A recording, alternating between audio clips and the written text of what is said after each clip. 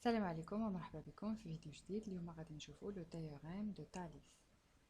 نشوفوا لو تhéorème ديريكت اي انديريكت. نبداو اولا لو تhéorème دو تاليس ديريكت. انونسي دو تhéorème غنشرحوا الخاصيه، نقراوها ونشرحوها. سوا دو دروات دي اي تي بريم، عندنا جوج ديال المستقيمات 50 اون ا تيتقاطعوا لينا في النقطه ا كما كتشوفوا في الشكل. جميع الحالات اللي ممكن يكونوا فيها هما هادو دي اي تي بريم كيتقاطعوا في النقطه A. B et M sont deux points de D distincts de A. B و M B M ها هي دايرة B M B M نقاط كينتميو ل D و ماشي مطابقينش مع النقطة A، مختلفين على النقطة A. C et N sont deux points de D prime مختلفين على النقطة حتى هي A، يعني ما نجيوش فيها ونوضعوا النقط، ها هما كل نقطة بوحدها. الحالات اللي عندنا من بعد نركزوا على كل حالة بوحدها. Si la droite BC et MN sont parallèles, alors يعني عندنا جوج ضغوات تيتلاقاو في النقطة A. M و N M و B كينتميو ل D، N و C كينتميو ل D بريم. إلا كان عندنا MN كيوازي EC شنو غنستنتجو؟ ها لو تhéorème دو تاليس هو أن AM على AB كيساوي AN على AC كيساوي دوك المستقيمات اللي فيهم التوازي MN على BC. هذه هي الخاصية، نشوفوها في الشكل اللي موراه. ها هما المستقيمات متقاطعين في A، بلاص ما تكونوا في الفوق هنا A لتحت.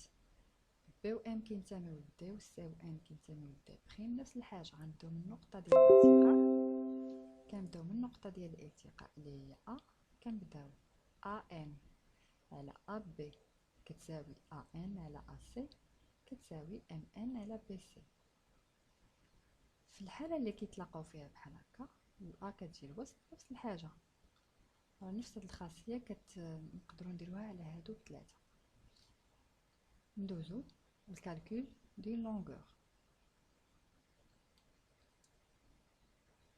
قبل منها ندوزو لابليكاسيون. عندنا هنايا les points F, G et H sont alignés et les points D, G, E également. Les droites EF et HT sont parallèles.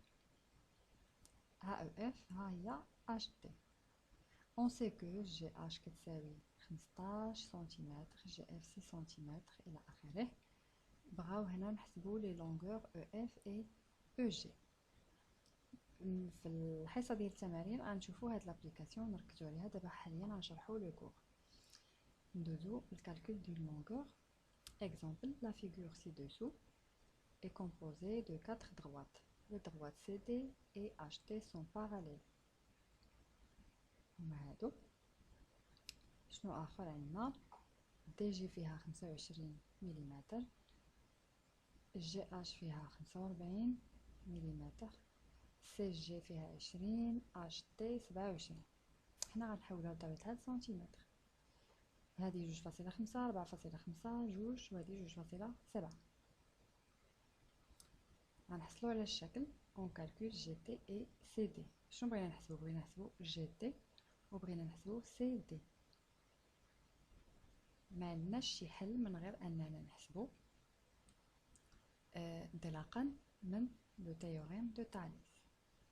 علاش؟ عندنا كما كتشوفوا عطاونا ان سي دي و اش تي سون باراليل. كما كتشوفوا في الخاصيه غير يعطيوكم هاد جوج مستقيمات متقاطعين وجوج نقط كينتميو لهاد المستقيم وجوج نقط الاخرين كينتميو لمستقيم اخر، فانتوما غطبقوا تاليس المباشره. هادشي اللي غنشوفوه هنايا. D'après le théorème de Thalès, on a G, C على جي تي. الترتيب خدوه كيما بغيتو، بداو بالنقطه ديال الالتقاء. يعني هنا في هذه الحاله جات لينا بحال هادو، بحال هذه الحاله هذه. دائما حنا في الأ هي اللي كنقبضوا، هي منها منين كنبداو ننطلقوا. هنا انطلقنا من جي حيت هي النقطه ديال التلاقي ديال المستقيمات. يعني عندنا جي سي على جي تي كتساوي جي دي على جي اش كتساوي بطبيعة الحال هذا على هذا. حنا اللي بغينا نحسبو هما جي تي و سي دي، ها هما كاينين هنايا. CD على HT عارفين CD فيها 20 GT هي اللي ما عندناش.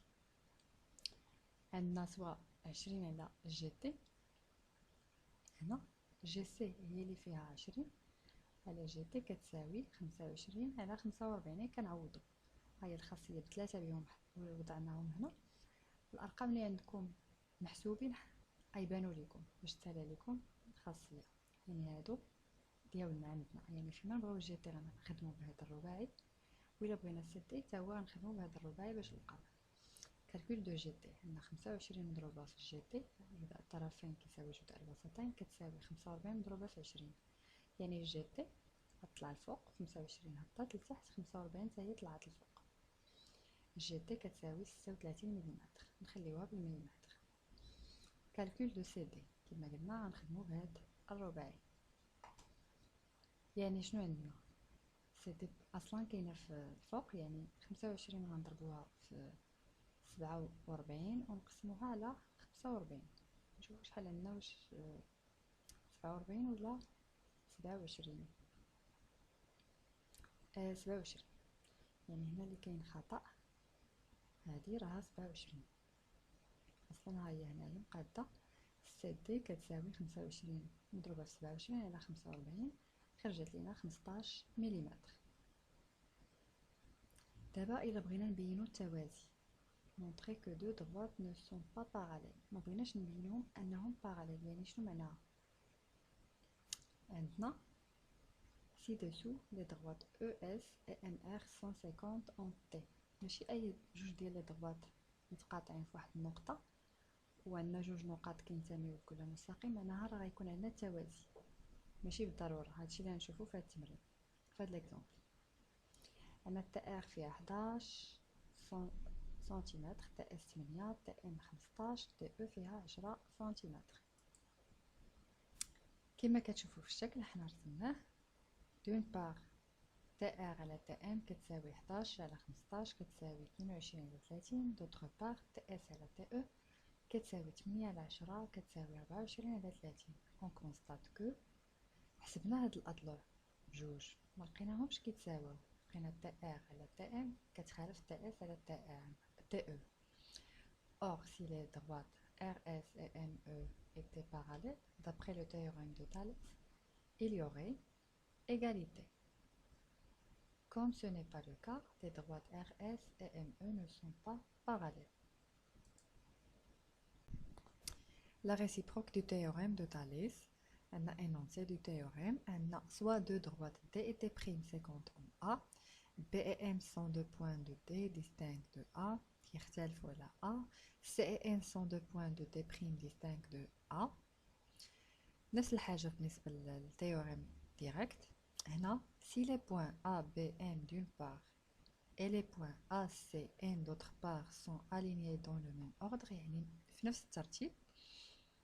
et si AM على AB تكون كتساوي AN على AC، يعني خصنا نلقاو هاد المتفاوتة، خصنا نلقاو هاد ليغاليتي. alors les droites BC et MN sont parallèles. غنشوفو اكزومبل باش نزيدو نفهمو اكثر الخاصيه.